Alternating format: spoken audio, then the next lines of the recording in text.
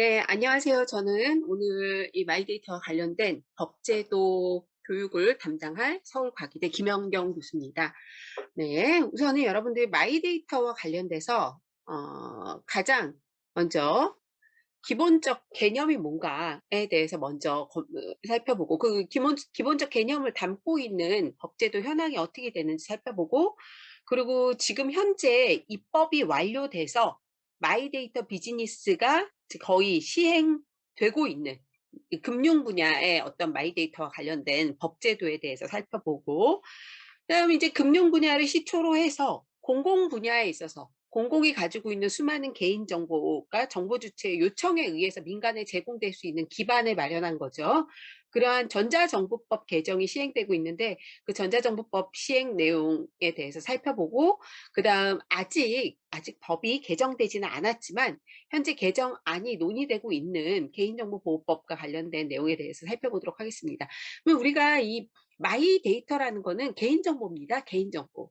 예, 개인정보는 원래 여러분들 생각해 보면 어때요? 대체로 보호의 대상이라고 생각을 하지, 이거를 뭐 적극적으로 상업적으로 활용의 대상이다라고는 크게 생각하지 않으실 겁니다. 그런데 이 마이데이터 비즈니스는 이 개인정보를 상업적으로 활용해서 수익을 추구하는 비즈니스예요. 그렇기 때문에 보호의 대상인 개인정보가 이렇게 상업적으로 활용이 되기 위해서는 가장 기본적으로 누구의 어떤 적법한 동의가 필요할까요? 당연히 정보 주체입니다. 예. 그래서 정보 주체의 적법한 동의를 기반으로 인제 이 마이데이터 제도가 정당성을 얻게 되는데, 그러한 것들을 법에서는 어떻게 구현을 해 놨는지 하나하나 살펴보도록 하겠습니다. 먼저 마이데이터 비즈니스가 가능하기 위해서는 개인정보 전송 요구권이라는 게 법에 규정되어 있어야 됩니다. 개인정보 전송 요구권.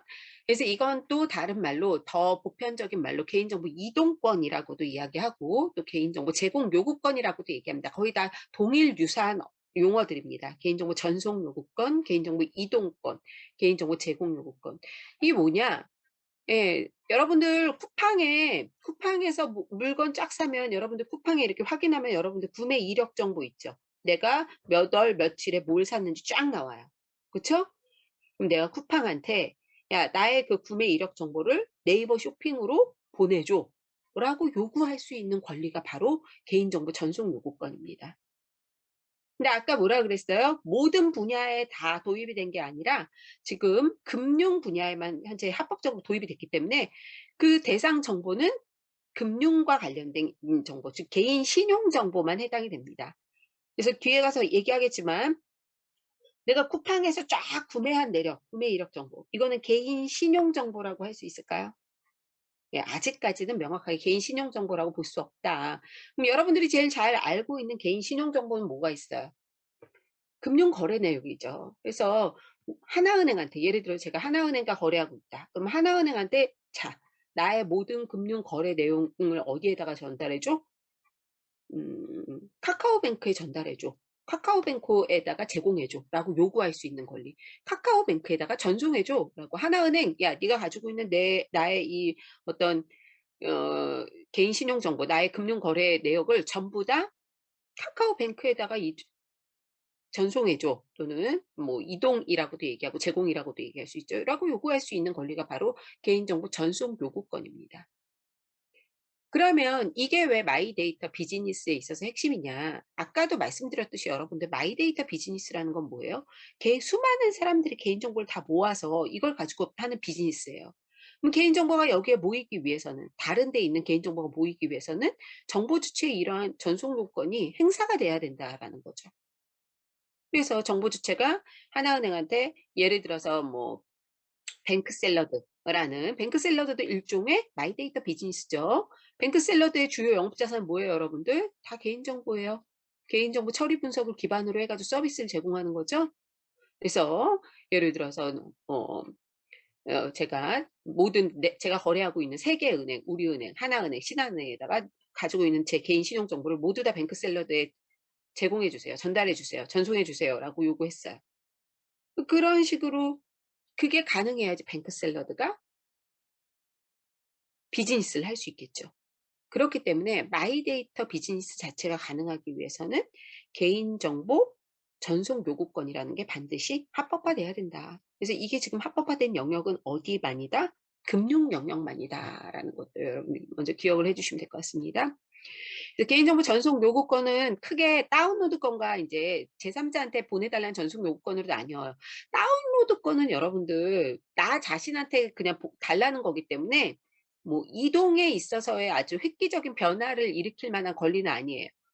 정보 주체가 개인정보 처리자가 보유한 본인에 관한 정보, 내가 쿠팡한테 직접 다운로드 받을 수 있도록 요구해. 내가 다운로드 받겠다라고 요구할 수 있는 권리고, 전송 요구권은 정보 주체가 개인정보 처리자, 즉 쿠팡한테 본인에 관한 개인정보, 구매 이력 정보를 다른 개인정보 처리자 누구일 수 있어요? 네이버 쇼핑일 수 있고, 또 개인정보 관리 전문기관, 이게 뭐예요 여러분들? 마이데이터 사업자예요. 에게 전송해 줄 것을 요구할 수 있는 권리. 이 두 가지를 다 포괄해서 개인정보 전송 요구권이라고 얘기를 해요.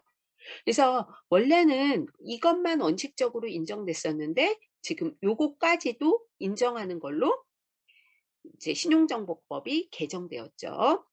그럼 이 개인정보 전송 요구권은 왜 도입이 됐냐? 마이데이터 비즈니스를 하기 위해서는 이 개인정보 전송 요구권이 필수인데 이게 도대체 왜 도입이 됐냐? 왜 도입이 됐냐? 먼저 첫 번째, 유럽에서 제일 먼저 도입이 됐어요. 유럽에 여러분들이 알고 있는 유럽의 개인정보보호법이라고 할 수 있는 GDPR이 있죠. 일반 개인정보 보호 규정이라고 이야기하죠. 유럽이 이제 그거를 발효시키면서 그 안에 개인정보 전송 요건, 개인정보 이동권이라는 권리를 넣었습니다. 왜 넣었냐? 여러분들 유럽에는 자체 어떤 데이터 비즈니스 플랫폼이 뭐 존재는 하죠. 존재는 하지만 되게 조그만 기업밖에 없고 굉장히 지배적인 그런 기업들이 없어요. 유럽 시민이 대부분 그러면 데이터 처분과 처리와 관련해서 이용하는 그 비즈니스 뭐냐? 여러분들이 잘 알고 계시는 가파 기업들이에요. 뭐예요? 구글, 아마존, 페이스북, 이런 기업들이죠. 구글, 아마존, 페이스북이 결국은 뭐예요? 유럽 시민의 개인정보를 다 가지고 있는 거예요. 그 데이터에 기반해가지고 얘네가 엄청난 비즈니스를 하죠. 그래서 유럽 입장에서는 이제 불안한 거죠. 미국 기업이 유럽 시민의 개인정보를 전부 다 가지고 있다라는 불안감을 가지고 그러면 이 가파 기업이 가지고 있는 유럽 시민의 개인정보를 쉽게 이동시켜야겠다. 유럽의 플랫폼 비즈니스나 유럽의 데이터 비즈니스 사업자들에게 쉽게 이전되도록 해야겠다라는 의도에서 도입을 하게 된 게 바로 이 개인정보 이동권입니다. 그래서 사실 좋은 서비스가 나오면 그게 바로 이제 명목상으로는 정보 주체의 권리를 강화한다. 정보 주체의 권리를 강화한다. 본인 정보를 적극적으로 관리 통제한다라는 거고 이제 실질적으로는 이 데이터 및 서비스 시장의 락인 이펙트를 개선한다. 락인 이펙트 뭐예요? 가파 기업한테 서비스가 고착돼 있다라는 거죠. 그렇죠. 그래 고착돼 있음으로 인해서 EU 시장 내 어떤 플랫폼 비즈니스 그리고 EU 시민의 개인 정보를 전부 다 미국 기업이 가지고 있다. 그래서 이 락인 이펙트를 개선하기 위해서 도입한 게 바로 개인정보 이동권이다. 근데 결과적으로는 실질적으로 그래서 유럽 시민의 개인정보가 도로 유럽의 기업으로 많이 회귀됐냐? 그렇다라는 증거는 전혀 없습니다.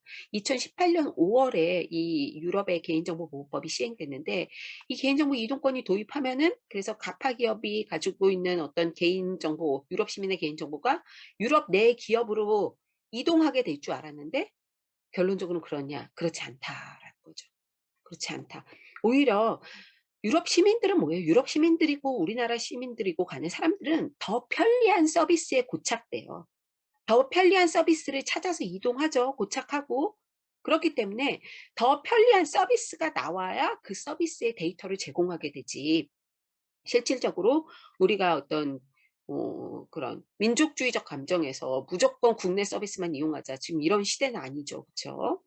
그래서 사실 개인정보 이동권이라는 게 도입된 배경은 지금 우리나라는 마이데이터 비즈니스를 하기 위해서 개인정보 이동권을 도입하려는 것처럼 보이는데 개인정보 이동권은 그게 아니다. 정보 주체 개인정보 자기 결정권을 강화하고 그리고 이런 유럽에서 데이터 및 서비스 시장이 가파 기업 중심으로 락인 이펙트 되어 있어서 이거를 개선하고자 도입된 게 바로 개인정보 이동권, 즉 전송 요구권이다라는 거예요.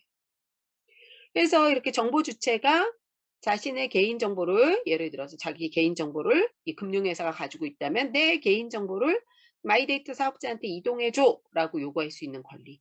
이게 바로 개인정보 이동권이다. 그래서 개인정보 전송 요구권, 이동권, 개인정보 제공 요구권 다 같은 말인데 이거에 해외에 관련된 입법례는 아까도 말했듯이 이렇게 GDPR, 유럽의 일반 개인정보 보호법이라고 불리는 GDPR과 미국의 CCPA 등에서 찾아볼 수 있어요. 근데 이제 유럽의 GDPR 같은 경우는 이렇게 뭐 다운로드와 관련된 권리를 주된 권리를 규정하고 있고 전송 요구권은 이제 기술적으로 가능한 경우에만 인정되는 권리로 구성을 하고 있다라는 거고 CCPA 같은 경우는 아예 정보 주체 다운로드권만 인정되지 네, 죄송합니다. 정보 주체 다운로드권만 다운로드권만 인정이 되지 제3자한테 전송 요구권까지는 인정하지 않고 있어요. 그래서 사실은 이 전송 요구권이 뭐 유럽에서 처음으로 도입이 됐고 이걸 이제 우리나라에 가져오는 과정에 있어서 그러니까 유럽이 도입하고자 하는 배경과 지금 우리나라가 도입하고자 하는 배경은 완전히 다른 양상인 거죠. 여기서는 어떤 정보 주체 자기결정권을 강화하면서 미국의 가파 기업에 고착돼 있는 유럽 시민의 개인정보를 이동시킨다라는 게 배경이었다면 우리나라에서는 뭔가 마이데이터 비즈니스를 활성화하기 위해서 도입한다라는 게 지금 마치 어떤 도입 이유가 되어 가고 있죠. 미국에서는 오히려 개인정보 이동이 되게 자유로운 것 같은 미국에서는 오히려 이러한 개인정보 이동권이 도입되어 있지는 않다. 다만 정보 주체 다운로드권만 도입되어 있다.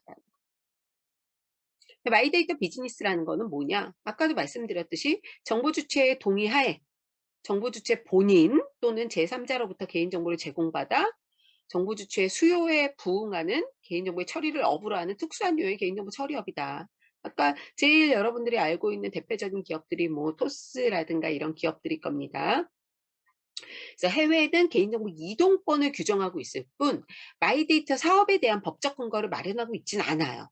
그래서 거의 마이데이터 사업에 대한 법적 근거를 마련한 거의 세계 최초의 나라가 우리나라다라고 생각하시면 됩니다. 그래서 마이데이터 사업의 본질은 비즈니스의 본질은 뭐냐? 개인정보 처리를 업으로 하는 비즈니스라는 거예요. 개인정보를 주요 영업재산으로 해서 기반으로 해서 그 분석 결과를 뭐 정보 주체한테 제공하고 정보 주체의 동의하에 뭐 여러 가지 서비스를 제공하는 그런 업을 마이데이터 비즈니스라고 보이는 거죠. 그래서 개인정보가 이 마이데이터 비즈니스로 다 모이기 위해서는 뭐가 필요하다? 개인정보 이동권, 즉 개인정보 전송 요구권이 필요하다. 그래서 대부분 이제 신용정보법은 개인정보 전송 요구권을 개인 신용정보에 대한 전송 요구권을 우선 도입하고 그 다음에 이제 마이데이터 사업에 대한 법적 근거를 마련해 놓았습니다. 그래서 아까도 말씀드렸듯이 현재 이게 우리나라 전 영역에 도입된 비즈니스가 아니라 금융 분야에만 지금 현재 합법화되어 있는 비즈니스다. 금융 분야에만. 그래서 금융 분야에서는 어떤 모양새로 이게 합법화되어 있는지 한번 보도록 하겠습니다. 먼저 개인 신용정보 이용 및 보호 등에 관한 법률이죠. 그래서 신용정보법이라고 약칭하는데 신용정보법 제33조의 2에 보면은 개인 신용정보 주체, 즉 정보 주체는 신용정보 제공 이용자 등 얘네가 누구냐? 굉장히 많은 개인정보 처리자예요.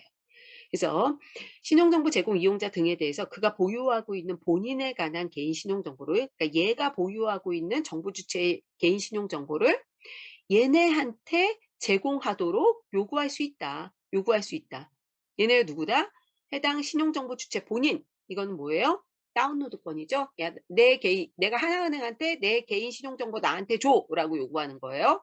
본인. 그 다음 본인 신용정보 관리회사. 이게 바로 마이데이터 사업자의 법적 명칭입니다. 마이데이터 사업자의 법적 명칭이에요. 그래서 본인 신용정보 관리회사.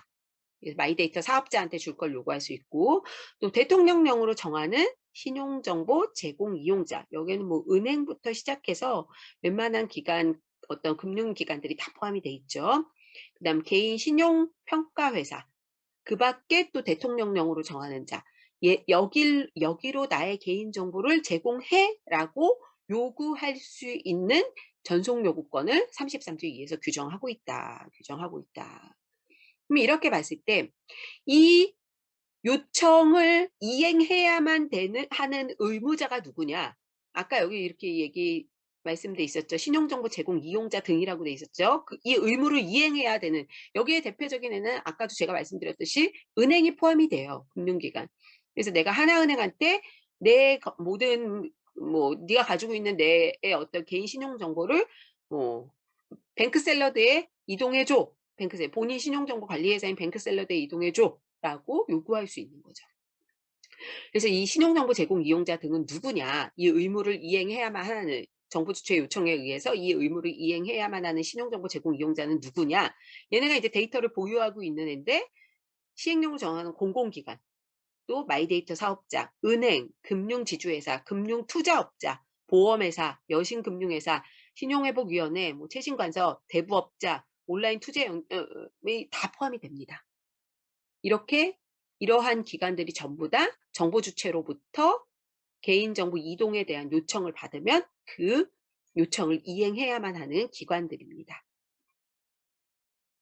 그러면 데이터를 받을 수 있는 자는 누구냐? 아까 원래 받을 수 있는 자는 먼저 본인이 받을 수 있고, 자기 정보에 대해서 다운로드권이라고 이야기했죠. 본인이 받을 수 있고, 그리고 본인 신용정보 관리회사, 이건 마이데이터 비즈니스한테 주라고 요청할 수 있고, 또 대통령령으로 정하는 신용정보 제공 이용자, 또 대통령령으로 정하였어요. 이게 누구냐?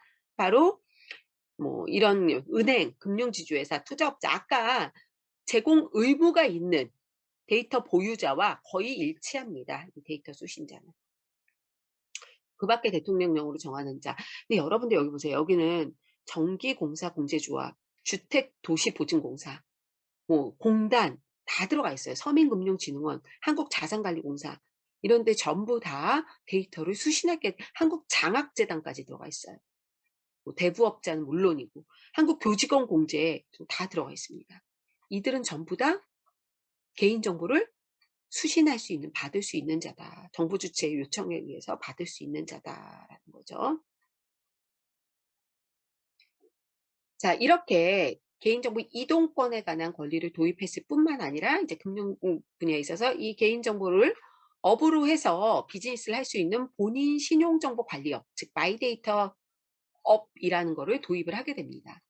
개인이 신용정보 주체의 신용관리를 지원하기 위해서 신용정보 제공 이용자, 공공기관 등이 보유한 개인 신용정보 등을 수집하고 수집된 정보를 신용정보 주체가 조회, 열람할 수 있게 하는 등의 방식으로 신용정보 주체, 정보 주체한테 뭔가 어떤 서비스를 제공하는 업, 그게 바로 본인 신용정보 관리업이에요. 그래서 이 비즈니스를 하기 위해서, 마이데이터 비즈니스를 하기 위해서는 금융위원회에 허가를 받아야 된다. 이 허가는 여러분들 그 업을 하기 위한 진입 규제 중에서도 가장 강력한 규제입니다. 예를 들어서 내가 지금 조그만 빵가게를 하나 차리고 싶어요. 그럼 그걸 빵가게 차리기 위해서 누군가한테 허가를 득할 필요가 있나요? 그럴 필요 없죠. 그냥 하면 돼요. 그쵸? 그냥 개인사업자 신고 정도만 하면 됩니다. 근데 이거는 금융위원회의 허가를 받는다는 거는 뭐예요? 심사를 받는다는 걸 의미해요. 여러 가지. 그래서 여러 가지 요건들을 충족하고 있는지 심사를 거친 다음에 허가를 받아야 됩니다. 또 기존의 마이데이터 사업자 중 이미 28개 업자가 허가를 취득한 상태고 지금 현재 45개 기업이 완전히 사업인가 허가를 받았다라고 하는데 지금 현재 아마 70여 개 기업 가까이가 다 지금 심사를 받고 있는 걸로 알고 있습니다. 그래서 이 본인 신용정보 관리 업은 뭐다? 허가 사업자다. 금융위원회의 허가를 받아야 된다. 이거는 개인 신용정보를 관리하는 업으로서 허가를 받아야 된다라는 거고. 그리고 이제 금융 데이터 같은 경우는 여러분들도 잘 알고 계시다시피 전자금융 시스템 도입으로 인해서 표준화가 용이하고 이렇게 정보 보안 수준도 어느 정도 요구되고 이런 특징들을 가지고 있기 때문에 마이데이터 비즈니스를 하기에 굉장히 좋아요. 데이터 자체가 다 이렇게 정형화되어 있는 데이터이기 때문에 비즈니스를 하기에 매우, 또 그러면 이렇게 마이데이터 비즈니스를 하기에 좋은 데이터를 보유하고 있는 데가 또 어디예요? 예, 의료죠, 의료. 의료 데이터도 굉장히 우리나라가 건보공단이라든지 또 심평원 같은 데서 굉장히 좋은 데이터를 다 가지고 있습니다. 그래서 비즈니스 하기에 마이데이터 비즈니스 하기에 매우 좋은 영역이다. 금융 영역. 이 마이데이터 비즈니스가 하는 수행 업무는 뭐냐? 고유 업무는 말 그대로 정부 주체 권리 행사에 기반해서 금융이나 공공기관 등으로 로부터 받은 개인 신용 정보를 정부 주체 본인에게 제공하는 업이에요. 근데 이거 자체가 굉장히 큰 비즈니스는 아니죠, 여러분들. 정부 주체 권리 행사에 기반해서 정부 주체 개인 정보를 다 모아서 정부 주체한테 제공한다. 이게 어떤 BM 비즈니스 모델로서 수익성이 되겠어요? 별로 없어요. 이 고유 업무 자체는 가장 기본 업무인 거고, 이제 이런 것들 부수 업무 같은 게 거의 알짜배기 업무라고 할 수 있죠. 이 데이터를 기반으로 해서 데이터 분석 및 컨설팅 업무를 할 수 있고, 개인 정보를 기반으로 해서 그리고 개인 신용정보 관리 계좌 제공 업무를 할 수 있고, 개인정보 자기결정권의 대리 행사 업무도 할 수 있어요. 금융상품에 대한 광고, 홍보, 컨설팅, 그리고 마이데이터와 관련된 연수, 교육, 출판 이런 것도 할 수 있고, 마이데이터와 관련된 연구, 조사 및 상담 업무도 할 수 있고, 또 본인 인증 및 신용정보 주체의 식별 확인 업무 이런 것들도 할 수 있어요. 이런 것들을 다 영리로 업을 함으로써 이 업에 기반해서 어떤 수익 구조를 창출하는 모델이 바로 마이데이터 비즈니스다. 그럼 겸용 업무는 뭐냐? 이건 기존에 지금 마이데이터 비즈니스에 진출하고 있는 기업들이 기존에 하고 있던 업무예요. 투자 자문업 뭐 이런 것들이죠. 전자금융업 다 이런 거 하고 있던 업들 비즈니스들이 하고 있던 기업들이 마이데이터 비즈니스에 지금 허가받아서 진출을 하고 있는 거죠. 그래서 이걸 만약에 겸용을 가능하게 해놓지 않는다면 얘네 다 위법행위가 되는 거니까 이러한 업무들이 겸용 가능하다라고 규정을 하고 있는 거고, 다만 금융감독원은 이제 사업계획의 타당성을 심사함에 있어서 마이데이터 겸용 업무 간 이해상충 방지 체계 운영 여부를 점검 항목으로 명시하고 있다. 그래서 만약에 이게 마이데이터 비즈니스와 이해상충이 있으면 정부 주체한테 해가 될 수도 있기 때문에 이런 부분에 대해서 어떤 이해상충 방지 체계를 운영하고 있는지 여부를 점검하고 있다. 심사 과정에 있어서. 그래서 금융 영역에 있어서 마이데이터와 관련된 비즈니스와 관련돼서 규정하고 있는 업무들입니다. 이렇게 고유 업무와 겸용 업무와 부수 업무로 나눌 수 있다.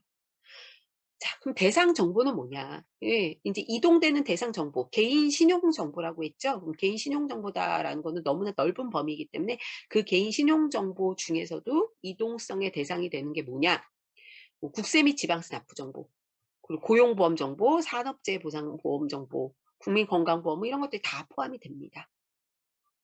하지만 예를 들어서 신용정보를 전송하여야 하는 자가 이 개인 신용정보를 기초로 이 부분 별도 생성하거나 가공한 신용정보, 이걸 우리는 뭐라 그래요? 2차 정보라고 얘기해요. 예를 들어서 신용조회 회사의 개인 신용평점, 이거는 뭐예요? 내가 어떤 거래 내역을 기준으로 해가지고 평가 등급 체계를 기반으로 해서 2차적으로 만들어낸 가공 정보죠. 그쵸? 이거는 이동권의 대상이 된다, 안 된다? 안 된다. 안 된다. 그리고 금융회사 자체 개인 신용평가 결과, 예를 들어서 하나은행에서 내 신용평가 했더니 뭐 2등급이야. 그거 자체는 뭐다? 새로이 생성하거나 가공한 신용정보이기 때문에 이거는 뭐다? 대상 정보가 되지 않는다. 이거는 어떻게 보면 여기에 영업재산이라고 할 수 있죠? 일종의 또 영업비밀적 성격도 있을 수 있어요. 그렇죠? 그래서 또 해지된 금융상품에 대한 정보는 제외된다라는 거고. 그래서 마이데이터를 위한 정보 제공 범위 구조를 보면은 신용정보법에 따른 신용정보가 우선 원칙적으로 해당이 되되 뭐가 제외된다? 가공정보, 즉 별도로 생성한 정보 2차 정보랑 아까 말씀드렸던 개인 신용평점, 또 개인 신용평가 결과 이런 것들이죠. 그래서 영업비밀을 포함한 가공정보 별도로 생성한 2차 정보는 제외되고 민감정보도 제외된다. 예. 그리고 중요한 거는 신용정보법이 규율하고 있는 거는 신용정보이기 때문에 신용정보만 대상 정보가 되는 거지 신용정보가 아닌 정보까지 여기서 지금 대상 정보가 되는 건 아니에요. 그래서 아까 제가 처음에 예로 들었던 쿠팡에서 내가 구매한 구매 이력 정보. 우선 쿠팡이라는 기업은 정보를 제공해야 되는 의무사업자에 해당이 될까요? 안 될까요? 네. 해당이 될 수도 있고 안 될 수도 있어요. 쿠팡이 하고자 하는 사업 영역에 따라서 아까 해야, 해야 하는 의무사업자, 데이터 보유자가 누구라 그랬어요. 이렇게 많이 포함이 된다 그랬죠? 그쵸? 그래서 여기에 해당이 될 수도 있고 안 될 수도 있는데 구매 이력 정보 자체는 아까 말씀드렸던 아이고 죄송합니다.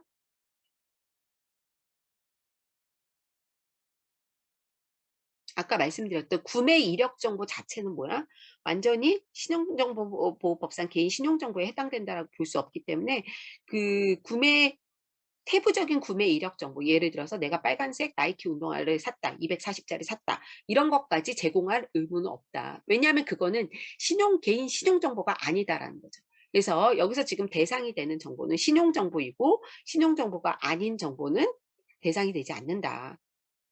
다만 신용정보 중에서도 가공정보나 별도로 생성한 정보, 민감정보는 제외된다라는 걸 기억하시면 될 것 같습니다.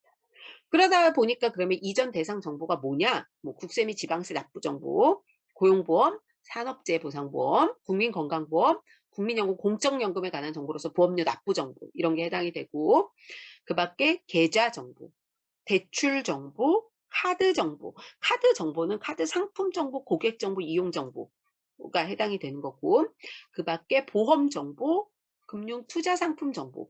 이건 상품에 대한 기본 정보, 자산 정보, 거래 내역, 체결 내역 뭐 이런 것들이고 증권 계좌 정보, 연금 상품 정보 이런 것들이 이제는 이동 대상 정보가 해당이 됩니다. 그래서 이제 최근에 가장 문제가 됐던 게 뭐예요? 주문 이력 정보였죠. 아까 말씀드렸듯이 쿠팡의 구매 이력 정보. 이것도 개인 신용 정보라서 제공해야 된다라는 주장이 금융기관의 주장이었고 이제 ICT 기업 같은 경우는 말도 안 된다. 이게 어떻게 개인 신용 정보냐라고 해서 반대하는 입장이었고 그래서 이와 관련돼서 이제 합의가 이루어진 게 뭐만 제공하기로 했어요? 카테고리만 제공하기로 했어요. 그래서 가전전자 이렇게 12개 카테고리화해서 카테고리만 제공하는 걸로 그렇게 합의가 됐다. 그 밖에 이제 마이데이터 사업자나 정보 제공자의 주요 의무는 뭐냐? 먼저 첫 번째 이제 스크래핑 금지입니다.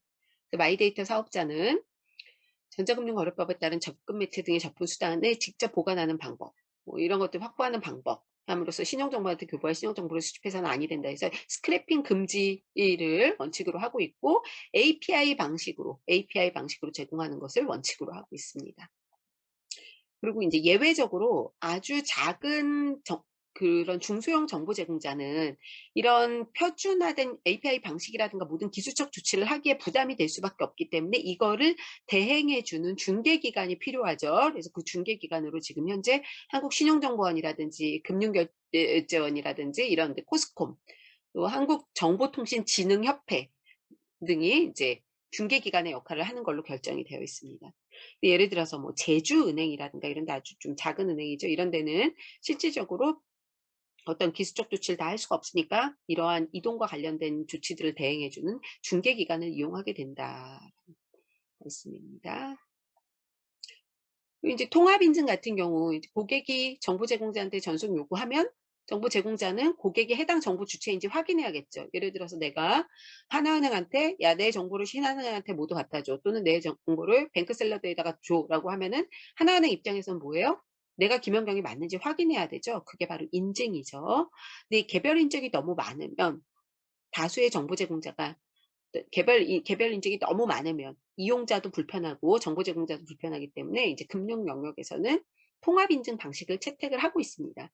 다수의 정보 제공자가 공통의 인증 수단을 이용해서 고객을 동시에 인증하는 방식, 통합 인증 방식을 지금 시행하고 있고 이제 금융 당국은 그래서 전자서명 인증서를 통합 인증 수단으로 결정을 했는데 이거에 대해서는 현재 말이 많습니다. 왜냐하면 전자서명법에서 공인인증 제도를 폐지했고 결국 이렇게 되면은 이제 정보통신망법상 지정받은 본인 확인 기관만 통합인증 기관으로 참여할 수 있게 되기 때문에 이제 이 부분에 대해서는 향후 전자서명법에 따른 통합인증 기관의 범위를 확장할 예정이다라고 이야기를 하고 있지만 이제 이렇게 통합인증 방식을 강제하는 게 타당하냐? 법적 근거도 없고 그리고 인증의 다양성 측면에서 인증의 다양성을 보장하기 위해서 지금 전자서명법도 개정했는데 여기서 지금 한 가지 인증 방식만 쓴다라고 하는 게 이게 타당하냐라는 그런 비판의 여지가 있습니다.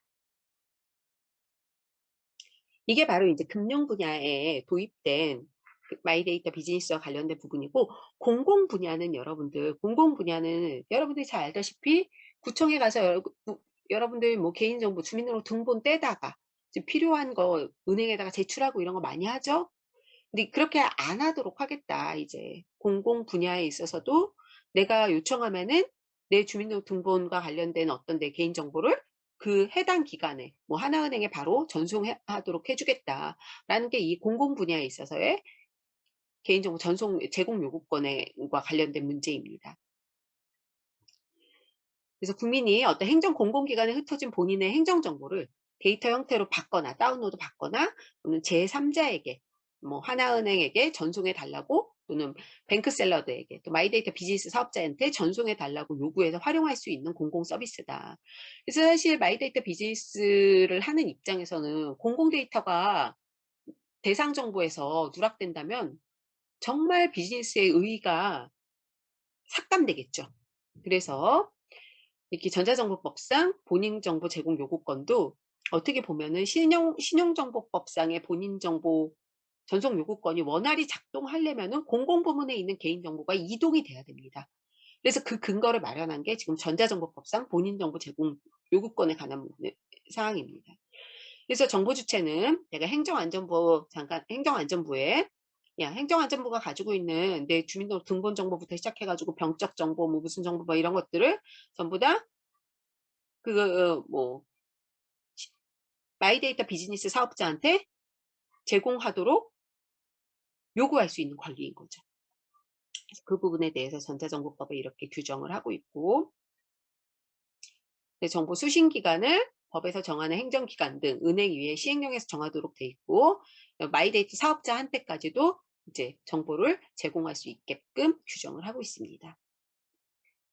근데 이제 제공 대상 정보는 뭐냐? 아까 말씀드렸듯이 주민등록 정보, 또 여러 가지 수많은 정보가 있는데 공공이 가지고 있는 모든 공공 데이터가 다 제공 대상 정보냐? 그렇지는 않습니다. 그렇지는 않고 공공 대상 정보, 제공 대상 정보, 제공 대상이 되는 공공 데이터를 정하게 돼 있어요. 그 종류를 정해서 공개할 수 있도록 법으로 규정하고 있습니다. 그래서 행정안전부 장관은 정보 주체가 제공 요구할 수 있는 본인 정보의 종류를 공개해야 되고, 그 공개되는 정보를 확정하기 위해서 이제 여러 중앙행정기관으로부터 야, 니네가 가지고 있는 정보 중에 이 개인정보 제공 요구권, 본인정보 제공 요구권을 행사 대상이 될 수 있는 정보가 뭔지 네 해서 중앙행정기관을 상대로 해서 조사를 막 합니다. 복지부, 국토부, 뭐 국방부 막 이런 데한테 이제 공문을 보내요. 공문을 보내서 자, 이 개인정보 이동권의 대상이 될 수 있는 니네가 제공할 수 있는 정보가 뭔지 자, 종류를 다 내놔봐 라고 해가지고 그걸 다 취합해가지고 최종적으로 확정해서 그렇게 개인정보 이동권의 대상이 되는 정보의 종류를 공개하고 정부 주체는 그걸 보고 거기에 해당되는 정보에 대해서 이동을 요구할 수 있는 겁니다. 이게 이제 공공 부분에 대해서 공공이 가지고 있는 개인정보, 공공 개인정보에 대해서 제3자한테 제공하거나 본인한테 제공할 것을 요구할 수 있는 권리를 전자정보법에서 규정을 하고 있고, 이제 그 다음 사실 아까 말씀드렸듯이 마이데이터 비즈니스가 현재 합법화된 거는 어디 분이다? 금융 분야다. 금융 분야. 그래서 신용정보법에 따른 금융 분야에서만 현재 합법화되어 있는 거고, 그래서 대상 정보도 원칙적으로 신용정보만 가능하다. 비신용정보는 안 된다라고 이야기했죠. 그럼 신용정보가 아닌 교육 분야에 있어서 개인정보 엄청 많죠. 그렇죠? 또 뭐 의료와 관련된 개인정보 엄청 많죠. 또 여러분들 아까 말씀드렸던 그런 상거래와 관련된 개인정보도 엄청 많죠. 그럼 이런 것들이 전부 다 이동의 대상이 되려면은 어느 법을 개정해야 되느냐? 개인정보보호법에 아까 말씀드린 개인정보 이동권에 관한 일반 규정을 도입을 해야 됩니다. 현재 우리나라는 그래도 도입이 되어 있느냐? 현재 도입이 되어 있지 않고 개정안만 나와 있어요. 개정안만. 그래서 개인정보보호법 개정안이 현재 아직 국회에 제출되지는 않고 개인정보보호위원회가 이제 입법 예고해서 지금 법을 추진하고 있습니다. 그래서 이건 아직 그래서 법이 통과된 게 아니에요. 국회 통과된 게 아니라 지금 이제 이 개정안이 마련되고 있는 중이고 그 마련되고 있는 중인 법안의 내용을 보면 개인정보 이동권에 해당되는 개인정보 전송 요구권을 규정을 하고 있습니다. 신용정보법에서 규정한 것과 거의 유사한 방식으로 규정을 하고 있어요. 그래서 정보 주체는 매출액, 개인정보의 규모 등을 고려하여 대통령령으로 정하는 개인정보 처리자에 대해서 얘가 정보 제공자죠. 자신의 개인정보를 다른 개인정보 처리자, 얘가 정보 수신자죠. 또 개인정보 관리 전문기관에 전송할 것을 요구할 수 있으며 이 개인정보 관리 전문기관이 바로 마이데이터 사업자에 해당되는 기관입니다. 근데 이 개인정보 관리 전문기관은 공공기관이 될 수도 있고 민간 사업자가 될 수도 있어요. 그래서 굉장히 좀 모호한 부분이 있는데 그래서 요구할 수 있으며 또 개인정보 전송 요구와 전송의 방법 및 절차에 관해 필요한 사항을 대통령령으로 정하도록 규정하고 있습니다. 이게 바로 현재 개인정보보호법 개정안에 나와 있는 정보 이동권과 관련된 내용이에요. 내 개인정보를 누구한테 개인정보 처리자 또는 개인정보 관리 전문기관에 전송할 것을 요구할 수 있는 권리다. 그럼 이제 여기서 다른 개인정보 처리자는 예를 들어서 내가 쿠팡한테 내 구매 이력 정보를 네이버에 제공해 달라고 요구할 수 있는 권리인데 그런 개인정보 처리자는 되게 어느 정도 범위를 정할 수 있지만 그럼 여기 새로운 개념으로 등장한 게 바로 개인정보 관리 전문기관이에요. 이 개인정보 관리 전문기관은 뭐냐? 법에는 우선 개인정보보호위나 관계 중앙행정기관의 장은 정보 주체의 권리 행사를 효과적으로 지연하고 개인정보를 통합 관리하기 위해서 개인정보 관리 전문기관을 지정할 수 있다라고 규정하고 있어요. 아까는 뭐야? 금융 영역에 있어서 여러분들 아까 기억이 나실 거예요. 마이데이터 사업자는 뭐야? 허가할 수 있다라고 그랬죠. 허가라는 건 뭐야? 엄격한 심사를 거쳐서 허가를 받아야 사업을 할 수 있는 엄격한 진입 규제다라고 이야기했죠. 그럼 선생님 여기 이 지정은 뭔가요? 지정과 허가 뭐가 다르지 않아요, 여러분들. 여기서는 지정하고 있다라고 정하고 있을 뿐이지 아까 말했던 허가랑 거의 유사하다라고 생각하시면 돼요. 그래서 개인정보보호위원회가 일정한 요건을 정하고 그 요건을 심사해서 개인정보 관리 전문기관을 지정하도록 되어 있어요. 그래서 전문기관의 지정 및 지정 취소, 기준, 절차, 관리 감독, 수수료 등 필요한 사항은 대통령령으로 정한다라고 규정을 해서 지금 하위법규에다가 위임해 놓고 있고 이렇게 개인정보 관리 전문기관이 일종의 마이데이터 비즈니스를 수행하는 기관이다라고 보면 된다. 그래서 이 개인정보 관리 전문기관을 지정할 수 있는 권한은 아까는 금융 분야는 금융위원회가 있었죠. 그렇죠? 그럼 이거는 개인정보보호위가 할 수 있을 뿐만 아니라 관계 중앙행정기관의 장도 할 수 있다. 아까 금융 영역에 있어서는 금융위원회가 할 수 있는 거고 또 교육 영역에 있어서의 개인정보 관리 전문기관은 교육부가 할 수 있는 거고 또 어떤 그런 인터넷 기업에 대해서 개인정보 관리 전문기관에 대한 지정 허가는 과학기술정보통신부가 할 수 있는 거고 또 복지와 관련된 개인정보 관리 전문기관의 지정은 복지부가 할 수 있는 거고 그래서 이 지정할 수 있는 권한은 개인정보보호위원회뿐만 아니라 관계 중앙행정기관의 장이 다 할 수 있도록 규정하고 있다라는 것들 기억을 해 놓으시면 됩니다. 그래서 여러분들이 나중에 이 법이 통과되고 나서 복지 영역에 있어서 마이데이터 비즈니스를 하려고 그런다. 그래서 개인정보 관리 전문기관으로 허가를 받으려고 한다. 그러면 누구한테 가서 복지부 장관한테 가서 허가를 받아야 되는 거죠. 이렇게 되어 있다. 근데 요거는 법조문의 내용을 그대로 가져온 겁니다. 그래서 이것의 의미는 결국 모든 영역에 적용되는 일반적인 개인정보 전송 요구권을 규정한 거다. 그래서 만약에 이게 입법화된다면은 이제 어떤 마이데이터 비즈니스 자체가 금융 영역뿐만 아니라 전 영역에 도입이 될 수 있다. 도입이 될 수 있는 법적 기반이 마련된다라는 점에서 의미가 있고 그리고 이제 중요한 이 마이데이터 비즈니스라고 할 수 있는 개인정보 관리 전문기관의 지정 근거를 마련했다라는 데 있어서 의미가 있을 수 있습니다. 그래서 만약에 근데 이거를 지정할 수 있는 권한은 누가 있다 그랬어요? 개인정보보호위원회랑 관련 중앙행정기관이 할 수 있다 그랬죠?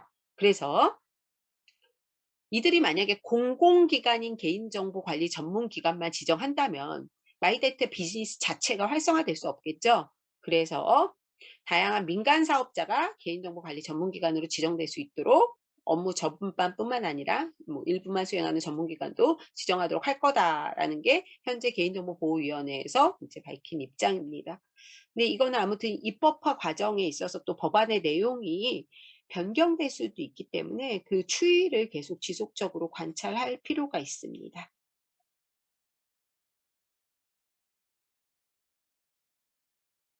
그다음 이제 주요 쟁점 사항은 뭐냐면 아까도 말씀드렸듯이 이제 마이데이터 사업자의 진입 규제입니다. 마이데이터 사업자가 자기 비즈니스 영업을 하려면 자꾸 이제 허가를 받아야 돼요. 지금 허가 사업자로 다 규정을 하고 있죠. 개인정보보호법도 그렇고 신용정보보호법도 이걸 하려면 허가를 받아라라고 하고 있습니다.